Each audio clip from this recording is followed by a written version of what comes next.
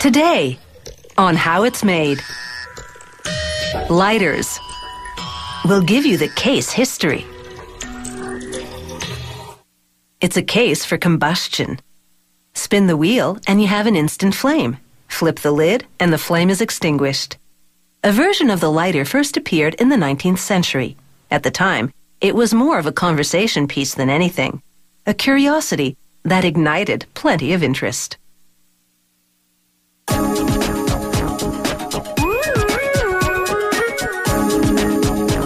Lighters aren't a novelty anymore, but they're still a hot commodity. To make lighter cases, a machine uncoils brass from a spool, pulling it to a press. The press stamps the brass repeatedly to shape both the top and bottom parts of the case. A worker collects them and places them on a revolving table. Another worker slides on a hinge to link the top and bottom pieces.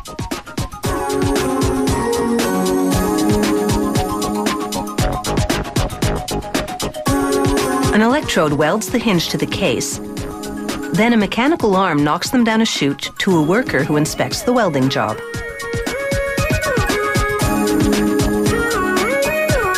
As the cases move on a conveyor system, they get a quick buff to prepare them for plating.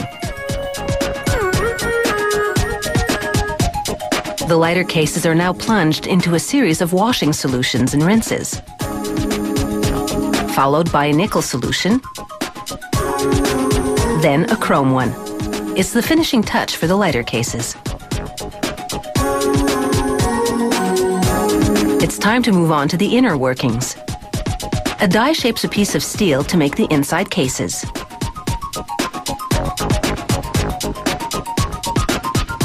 Mechanized arms then place a tube and plate in the case.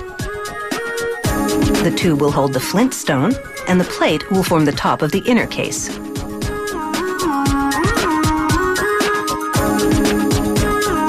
Epoxy seals them in place, and the cases move through a curing oven to harden the epoxy.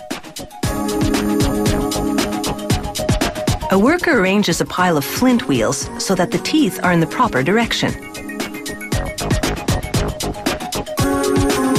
Grippers load the flint wheels into an assembly jig.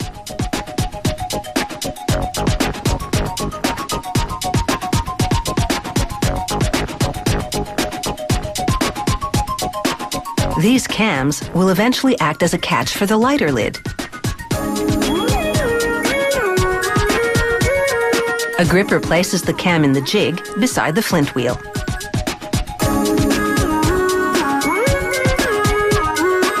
The assembly jig now receives little brass eyelets between the flint wheel and the cam.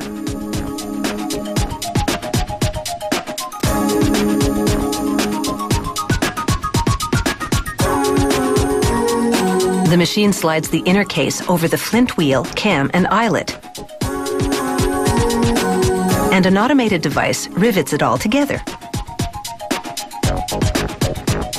A machine lowers a wick to the eyelet and threads it through.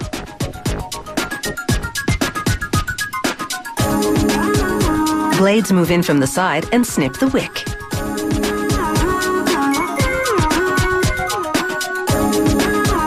This machine stuffs pieces of cotton into the inner case. The cotton will soak up and retain fuel when the consumer adds it later. Steel plungers tamp down the wick and cotton. Here a die punch cuts a piece of felt to size.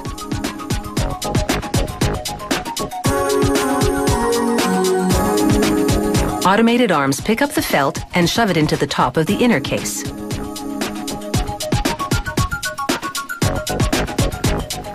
Here, grippers place a flint spring in the case just over the flint stone. Pneumatic screwdrivers drive the screw home.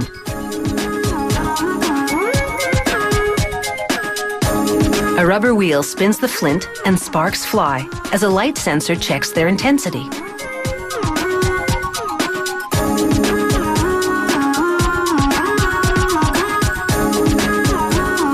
After the flint check, technicians install the inner unit in the case. They check the fit, they test the function, Looks like it's an open and shut case.